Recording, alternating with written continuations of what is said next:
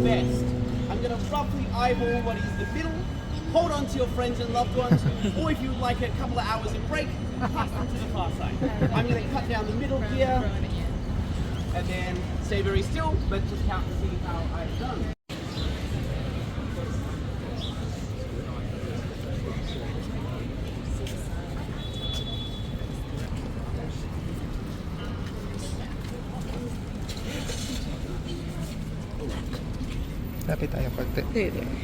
Alright, so this building behind me is a lovely building, but I actually want to bring your attention to something going on in that intersection over there. I think we're about to get a demonstration, but I may be wrong. Oh, here we are. Great. What's that red Subaru? It is sitting on the left-hand side of the road. It is stopped with a green light in front of it. If it knows what it's doing, it's going to stay there until it has a red light in front of it and a green light in the opposite direction, and then and only then will it make a right turn. Who thinks this is madness? A few of us. Good, you should. It is. It's a special kind of Melbourne madness we call the hook turn. You go left to go right, it makes a kind of hook shape, hence the hook turn. Very creative names here. The idea is if you're waiting on the left-hand side of the road, you don't block the trams that run through the middle of the intersection. It makes public transport much more efficient. It also reduces risk of collisions between cars and trams.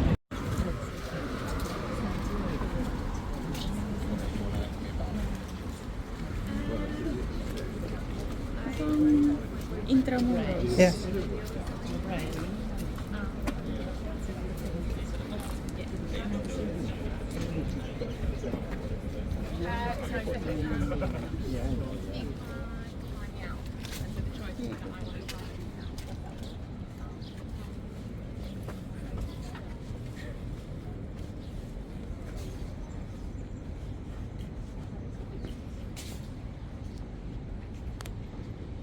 Welcome everyone to the old Melbourne jail.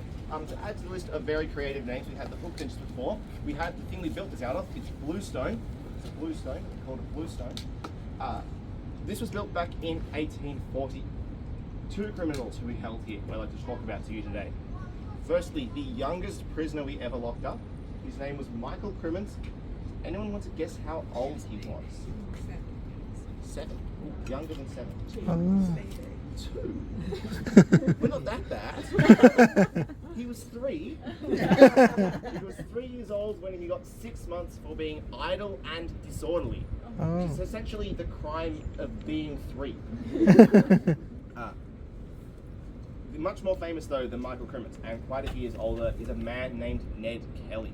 Ned Kelly was a bushranger. It's kind of like an outlaw or a highwayman. Now, the standard way of doing things for bushrangers was they would kind of hide in coaches and in bushes, wait for coaches to come past, and you jump out, point their guns at them and say, "Give me all your money or I'll shoot." But Ned Kelly and his brother Dan and 2 of their friends who formed the Kelly gang, when they went on the run, they didn't want to rob individual coaches, or individual farmhouses. They wanted to get all of the money in an entire country town at once. Some of us, kind of. Who likes their 9 to 5? Not quite as many of us. Weird. Alright, well that monument over there is a monument to your 9 to 5. Back in 1856, stonemasons built in the University of Melbourne, Parliament House, State Library, a bunch of other major significant public institutions. They get pretty upset with their working conditions. It's 10 to 12 hours a day, 6 days a week. They go on strike demanding change. And the change they demand is called the 8-8-8-8. 8 hours of work, 8 hours of rest, 8 hours of play to make up one 24-hour day. Now, this isn't exactly a new idea, but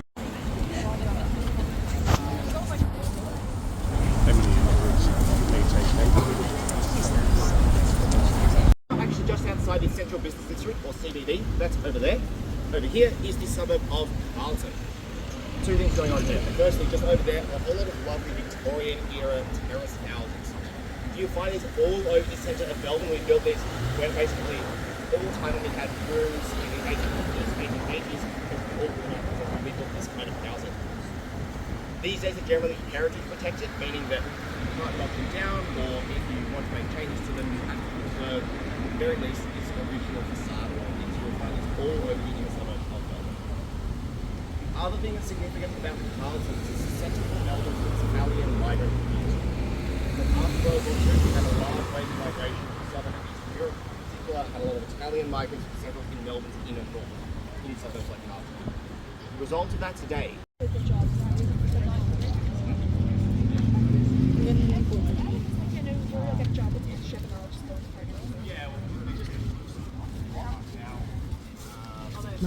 Off the brakes.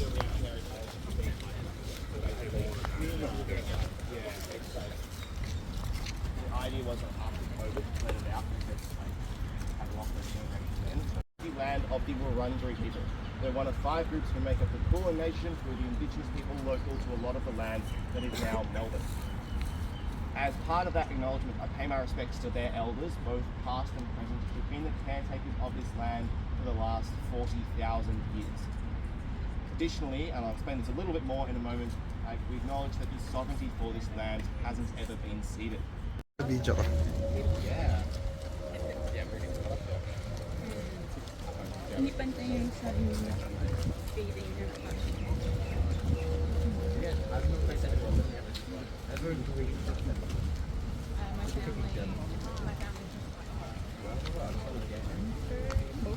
Ano masasabi mo sa parks? Ganda.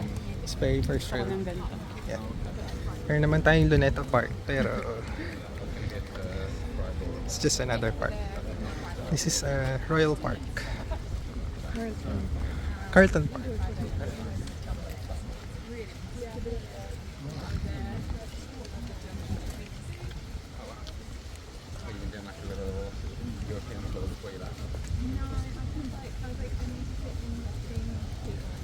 So I was in the Netherlands, Christmas, and then I went to South Africa, and then all while still working. Went to South Africa, and I finished work last week. I finished work. Finished work Monday 2 weeks ago, and then started work here last Monday. We got here. Crazy long week. You must have worked working something like that. When? Yeah. Oh, no, South Africa. Ano ba yung parang may spikes? Oh. Kamukha siyang snake plant. May cute na dog. Ang ganda. Our park.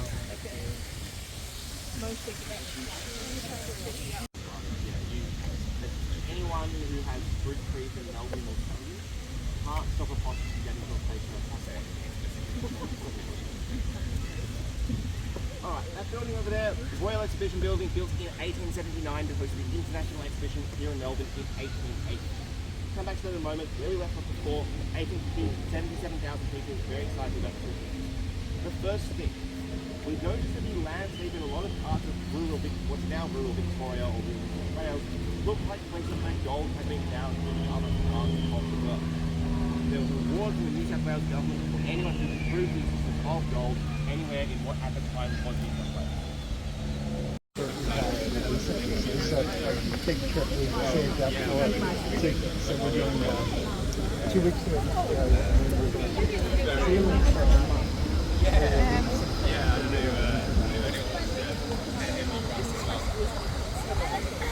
Ang ganda.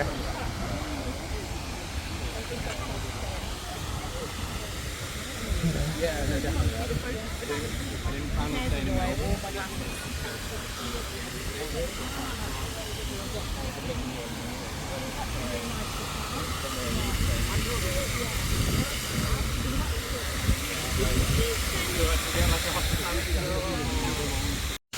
Now, many Indigenous Australians were killed by diseases like smallpox.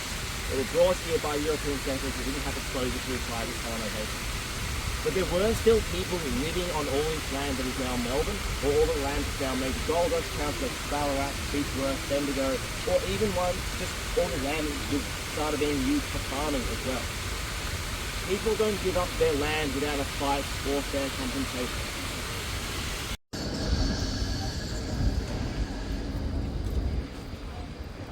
Ba't walang ganito sa Vienna? Meron. Free to.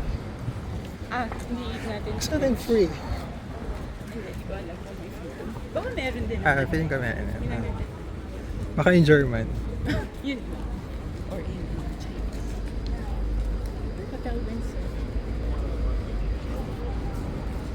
Hi. Ayun. Parliament House. May wedding. Ay, oo nga. Dito tayo sa likod. Yeah.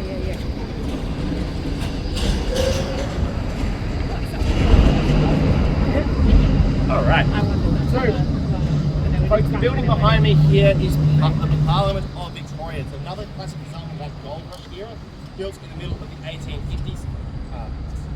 Really beautiful building. You can do tours of it when Parliament is not in session, and they're well worth your time. It's absolutely stunning on the inside. It's covered in gold and amazing pieces of plasterwork. For 27 years, though, this wasn't the Parliament of Victoria like it is today. It was actually the Parliament of Australia. So back in the 1890s, Australia is in the process of federating. We're going from being 6 relatively independent colonies into one relatively united nation. And as part of that process, we need to decide where the new country's capital is going to be. Now, Melbourne says the capital city should be Melbourne, but Sydney says the capital city should be Sydney. And we just keep going back and forth until eventually all the other states step in. And they say, if you can't share, no one gets to be the capital city. So we come to an agreement.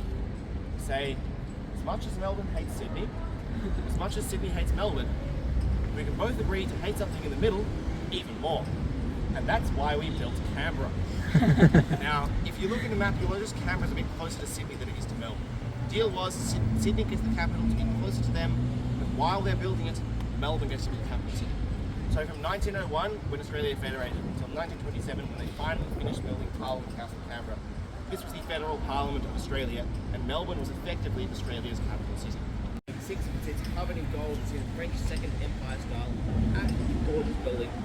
And at the front, the cafe called Federici Bistro, named after an actor called Frederick Federici. Now, if you think that Frederick Federici is an excellent name for an actor, that's the exact same form that a man named Fred Baker had here in Melbourne back in the 1870s. He becomes quite famous under the stage name Federici, and the reason he's cafe named after him goes back to the production of the German.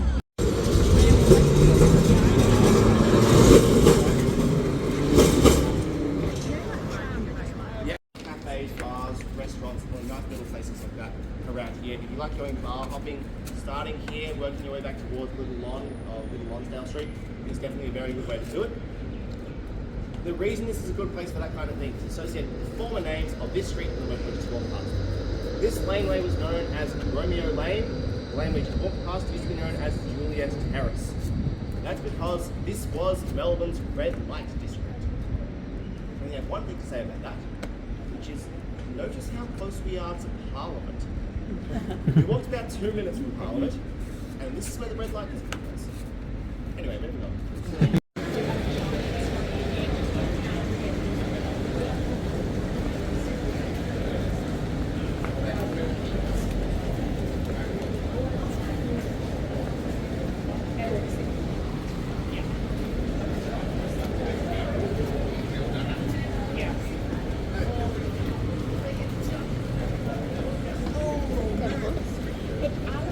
Did try to do that. Harry.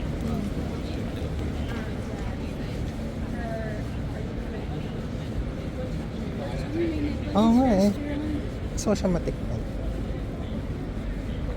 Chinese. Sun Yat-sen.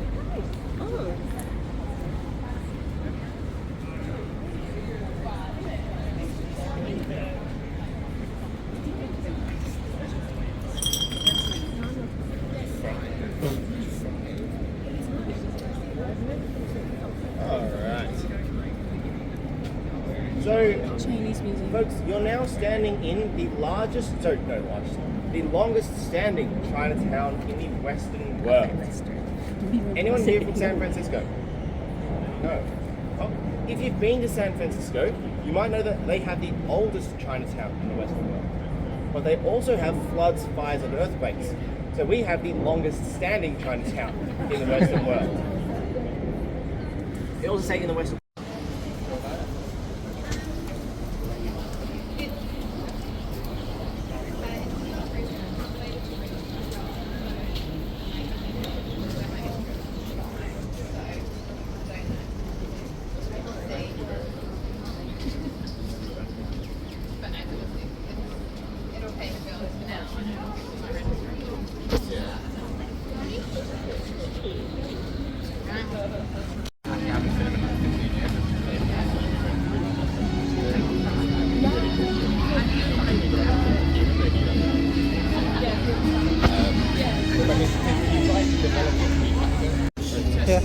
Yeah.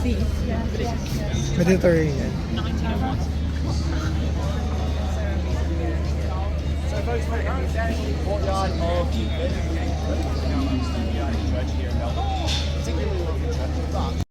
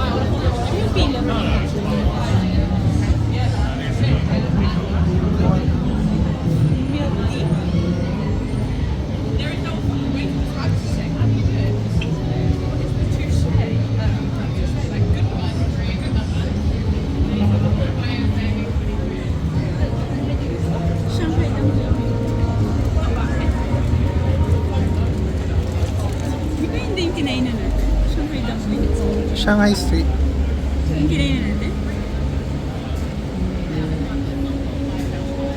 Stevenson Lane, Ansell's Lane, two things I want to talk about. Firstly, the whole of the street art around here. We just went past two pieces, went kind of around the end of the street there. This one, just on this wall right here. Up there, you might have seen that mural already, that woman there, and I think these kind of floating fish kind of things, apparently are street art as well. But anyway, two key distinctions between street art and graffiti. Graffiti you can see kind of at the lower level behind me back there. Firstly, street art is done by professional artists who get paid for the work they do. Super expensive, you know, but it's still living in there. Now there are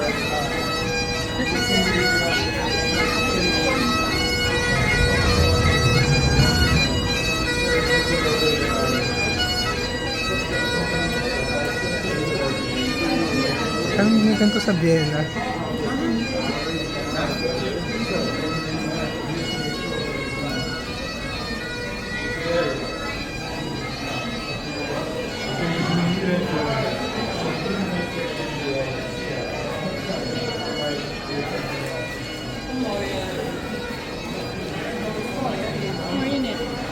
Yeah.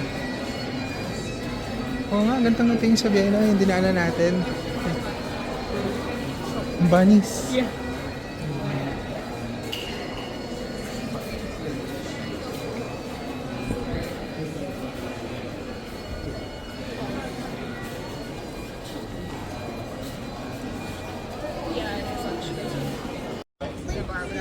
Ay, hindi pala. Hinintay niya lang.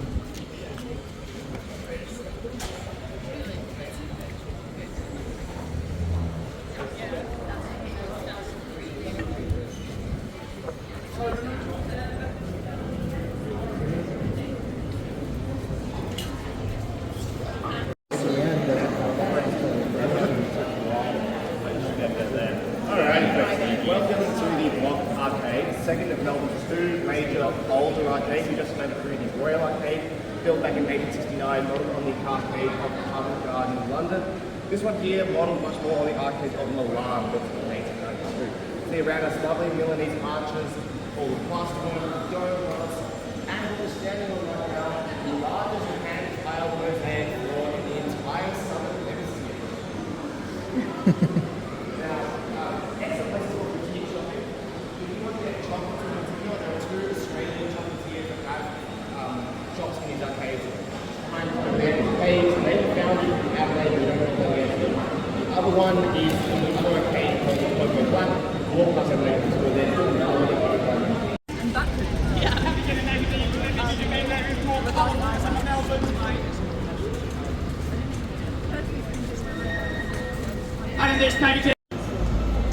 We're kind of a little bit out of it in the shade here, but out front there's kind of the most recognisable, iconic view in Melbourne. Flinders Street Station, our most accessible building, our busiest train station, at one point actually the busiest train station in the entire world. Back when it was the only station in the city centre, before everyone had cars and they could drive in and out whenever they wanted. This intersection though is full of Melbourne landmarks. Across the road we have Young Jackson, the historic pub. Across the road again we have St Paul's, the largest Anglican church here in Melbourne. Lovely building, if you like church architecture, strongly recommend heading inside. Across the road again, and we get to what I like to call the fourth most beautiful out of these four buildings. That is Federation Square. That train over there is not meant to be there. That's just temporary construction for a new train line being built under the road here.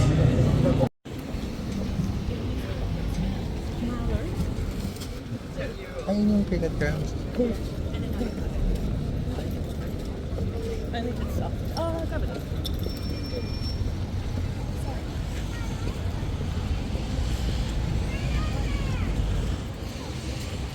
Dad, do we have to go on the train? The wooden part of the structure. That's metal. What gold is. Yeah, it's blue.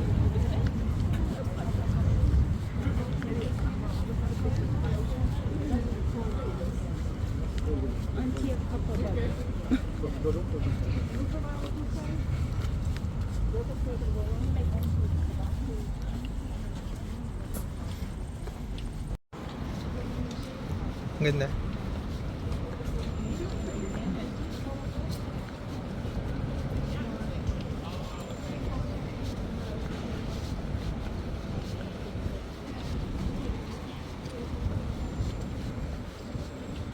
Ganda ng weather.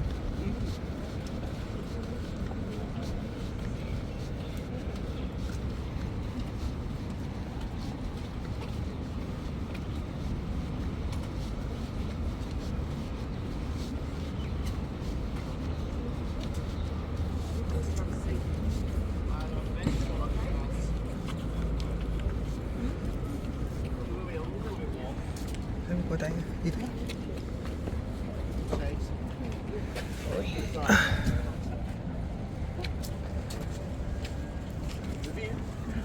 You can either have view or you can have shade, you can't have both.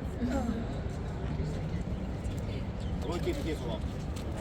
Be the tallest building in Melbourne. We've now built another one that's taller, so it's the second tallest. And it's not in the skyline you see behind me over there, it's actually kind of around the corner over here. It's called the Eureka Tower. And the story of the Eureka Tower, or the story I want to tell, is the story of the Eureka Rebellion on the goldfields in 1854. At this point, the gold rush has been going for 3 years.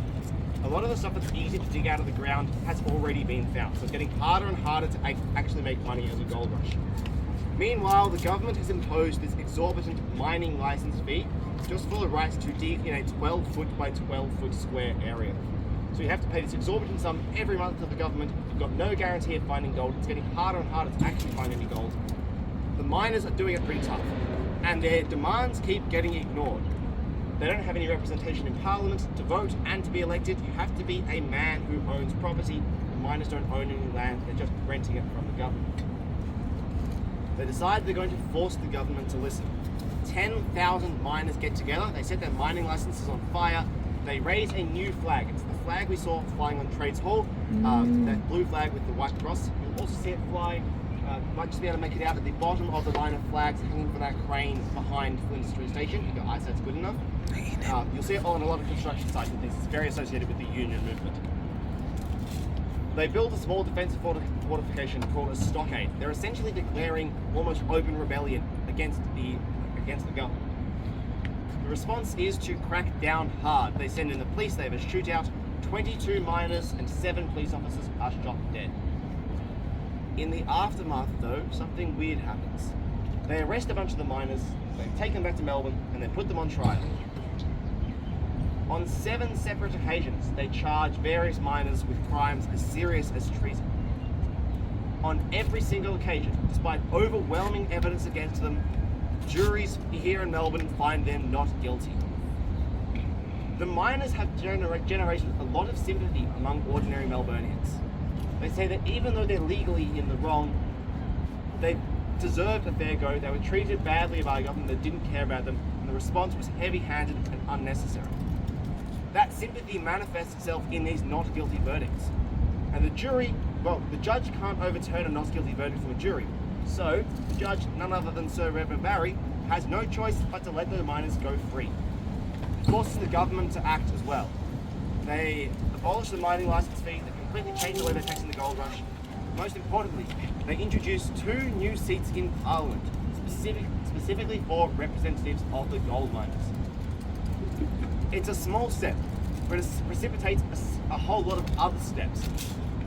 The right to vote then gradually gets expanded to all men anywhere in Victoria, kind of really driving that change, regardless of how much wealth they have, anything like that.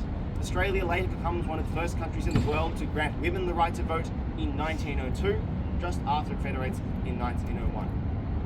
So the Eureka Rebellion is a really significant moment in Victoria's history and Australia's history of really kind of kicking off that kind of movement towards a place where everyone gets to vote, regardless of what they have available to them, regardless of their gender, their race, or their sex, or any other kind of social status.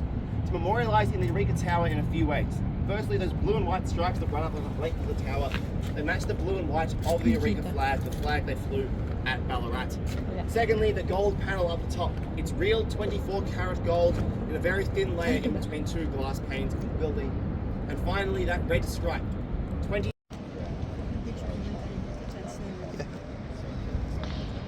I think. No.